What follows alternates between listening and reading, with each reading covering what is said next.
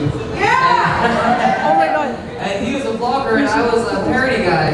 And we went out to like Disneyland or something, and the reactions from our fans were completely different. I would have fans come up and they would take pictures, and then they would leave, or they'd be like, click, leave. And then he would have fans that would come up and be like, hey, are you feeling better? Is your mom feeling better? How's your dog doing? How's your life? And how's the move going?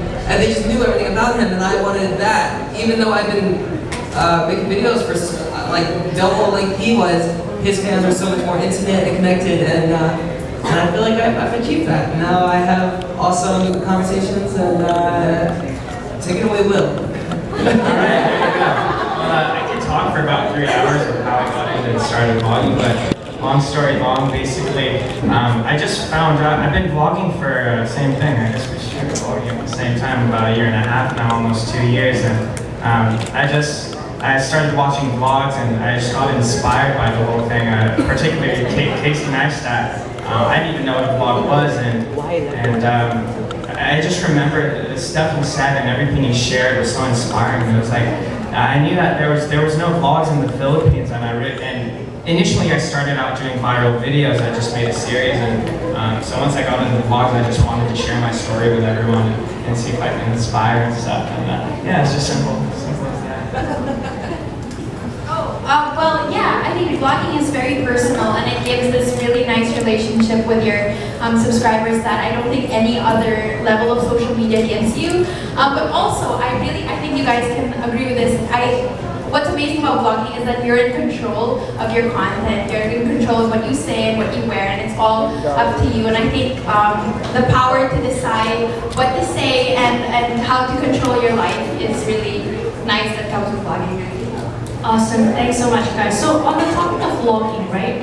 Many people have this misconception that vlogging is the same. Everyone's kind of the same, telling what you like, telling what you ate today, what you did today. But I'm sure it's not like that, because each of you guys have your own style, your own, even intros, your own community, right? So the question would be, how do you differentiate yourself from thousands of vloggers out there?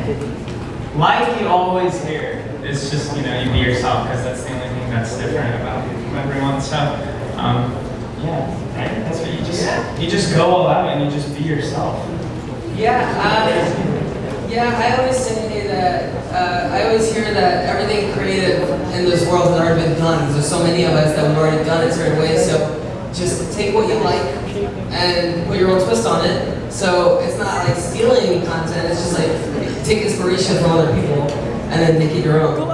And that's the best way I think to go about doing it. Yeah, I think as long as you're passionate about what you're doing and you own the content that you put out there, that's gonna make you stand out already.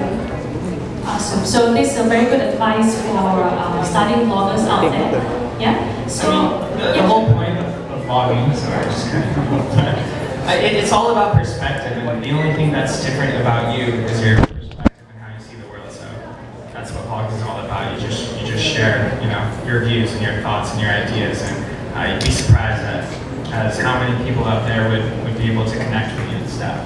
So it's all about perspective. yeah, and totally agreed. So yesterday we did a live stream with Alex at Google Philippines office, and one thing he said that really struck with me was that, if you like Alex Wassabi, you can be a Philippines version of Alex Wassabi, right? And you can input your own creative flavor, your style, just put everything there and just be yourself. So I think that's probably the best advice that you can give to a vlogger. Okay, so let's talk more about your vlogging journey. Yeah, so Alex, you've been on YouTube for forever, 11 years. So the question would be, I'm sure during your vlogging journey you met a lot of fun, interesting, weird people. So can you tell us a story that maybe one person you met was so strange that actually made an impact on you as a vlogger?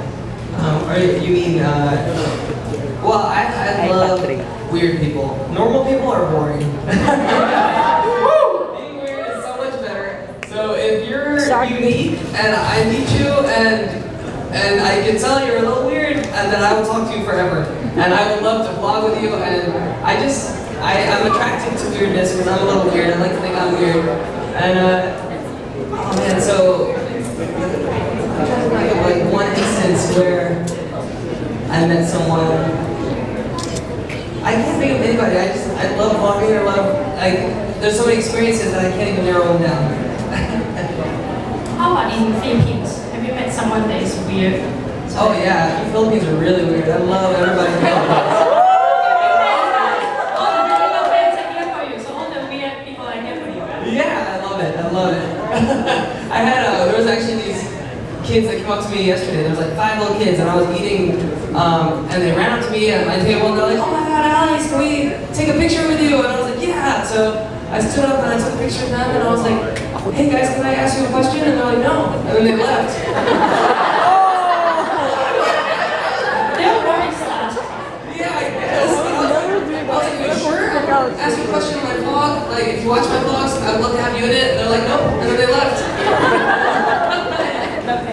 So actually, when we were doing the live stream yesterday, some fans actually requested Alex to eat food. Again. No, I can't do This it time with again. Laura. I already did it. I did it once. I can't do it again. I'm sorry. It's good. It tastes good. It just looks weird. Okay, you can eat mine then. You can have mine. I will not eat your balloon. Oh my God. Okay, guys. So, Wil Janina, anyone that you met that you think that, oh my God, he or she just blew my mind away, or is really inspiring? Oh, okay. Well, I don't think now. Hang on, how does someone? You thought no, you can go first. Because mine sound weird. Glocko Gaming, are you in the building? Where are you? Can you please stand up, Mr. Glocko Gaming?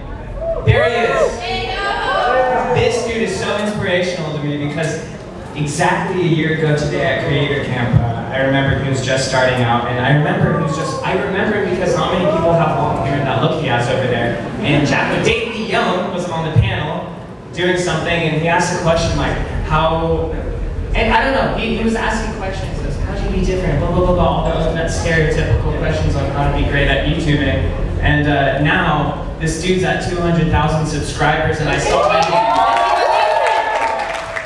crazy because he was on PewDiePie shouted him out, which is the biggest YouTuber in the entire world, and it was just good for like the whole Filipino community and stuff. And that was just very inspiring. You guys should check out his vlog about that.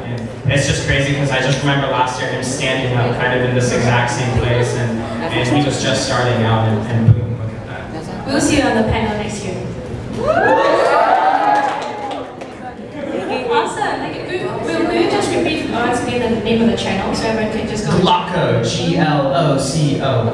He's like they call him the Filipino PewDiePie of the Philippines. Ooh. Awesome. So I think when it comes to the whole journey again, there's lots of up and downs, and Janina just now doing a really amazing talk about the Philippines, right? And one thing that you said was nothing great was ever accomplished without sacrifice. So apart from sleep, apart from privacy, what else did you guys have to sacrifice? And most importantly, for all the vloggers, all the YouTubers out there, how did you learn to manage it?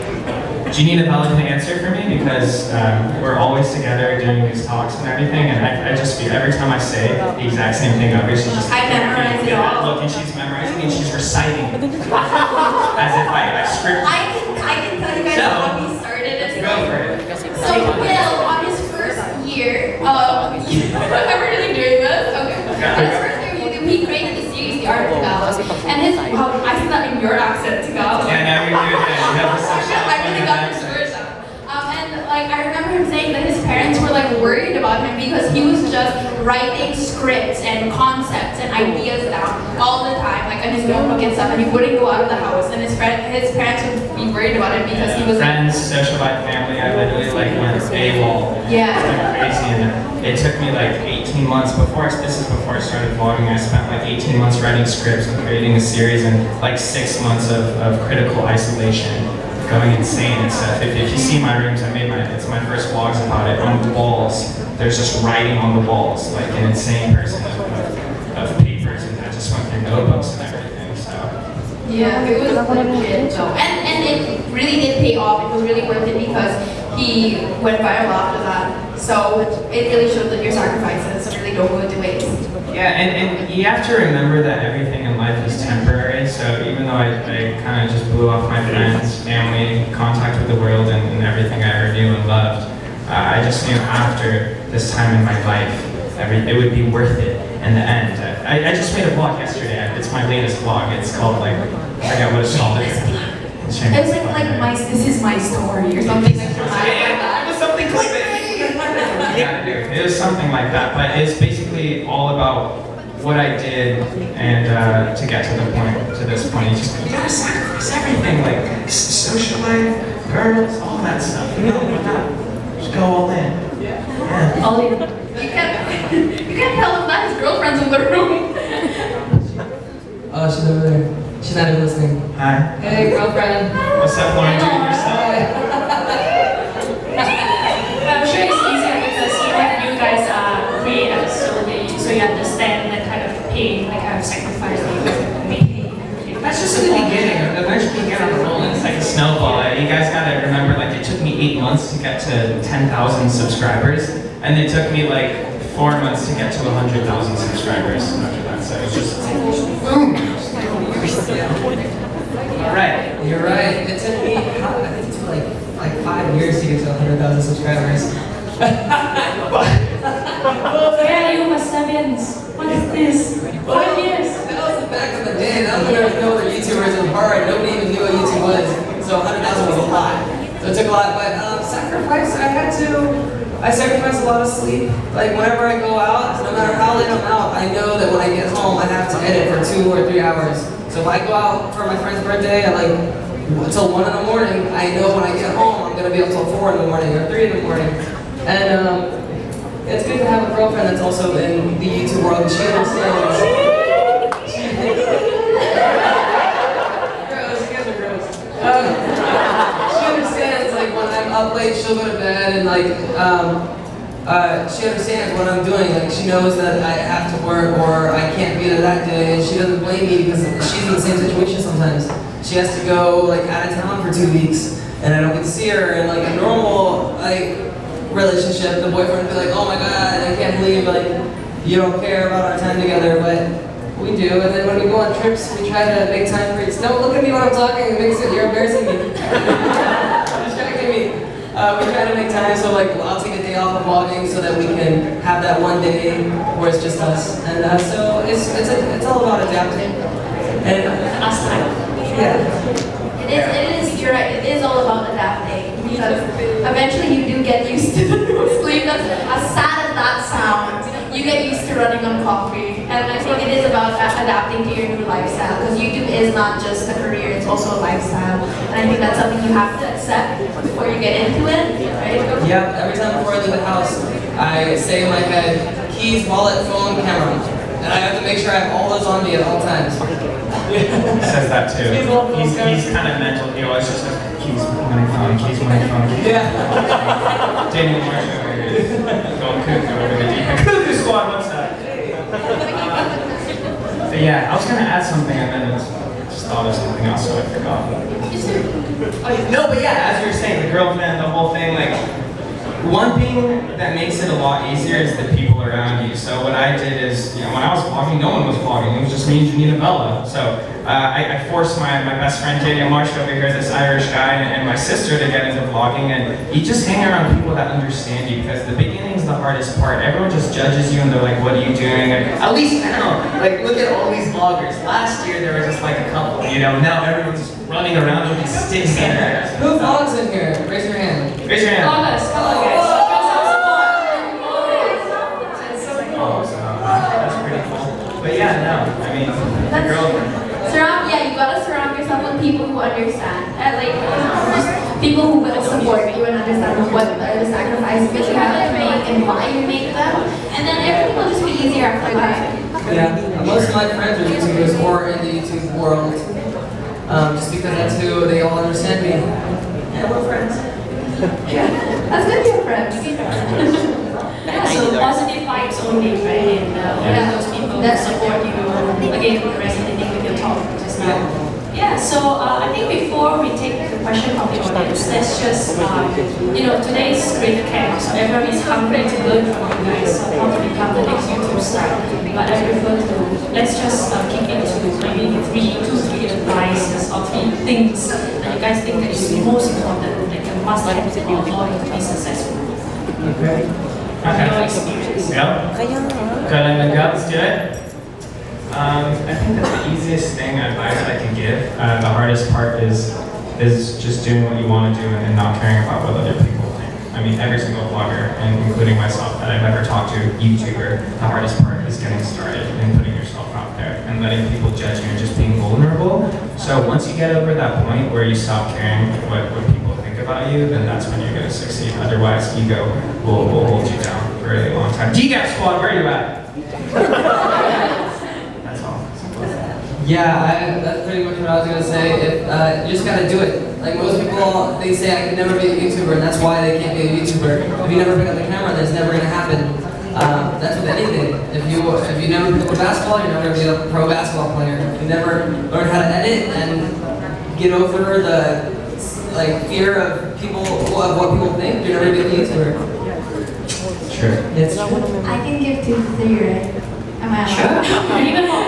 So I think that connected to what they're saying. It's really important for your personality to shine through because there are so many people who have the same camera as I have, the G7X. I mean, I'm sure the G7X, anybody who uses one? Alex uses that. There's so many people who do the same editing style, but the thing that makes you different is literally you. So as long as you make your personality shine through, that's the most important thing, I feel like. The next thing for me would be to be relatable and to know your target audience. I guess on a more practical level. What? I never had a target audience. What I did was I was just being myself, and I was like, people are gonna love me for who I am. But it's funny because we actually make a lot of the same inspirational type of videos, but what we see is the exact opposite. We were talking about this yesterday, and I guess the beauty about that is it shows how we did everything our own way, but came to the same point in terms of finding success on YouTube. Yeah, because I was saying a while ago that I don't want to sacrifice my relationships, and he's like, yeah, just sacrifice it. I'm like, okay, it's fine. Sacrifice everything. Find your own algorithm. You don't have to follow it. You just make it. Algorithm, do whatever you need to find success. I'm like on both your sides because I think you should do what makes you happy and you should make content that you like. But if you don't make content that your viewers like, then nobody's gonna watch. And they're like, your viewers are basically your bosses because if they don't watch, then you don't get paid. You don't get to do your job.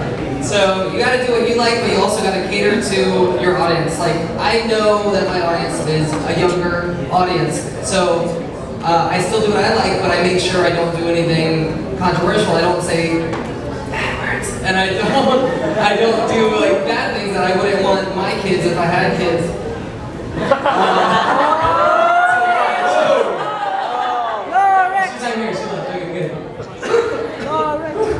She's hiding under the table. Oh, she is under the table. What are you doing?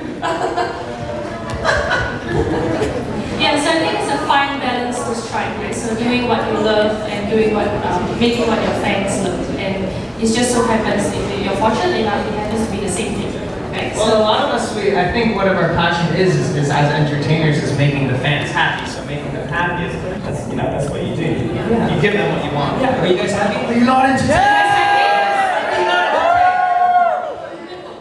All right, so we have time for one question. Yes, sir.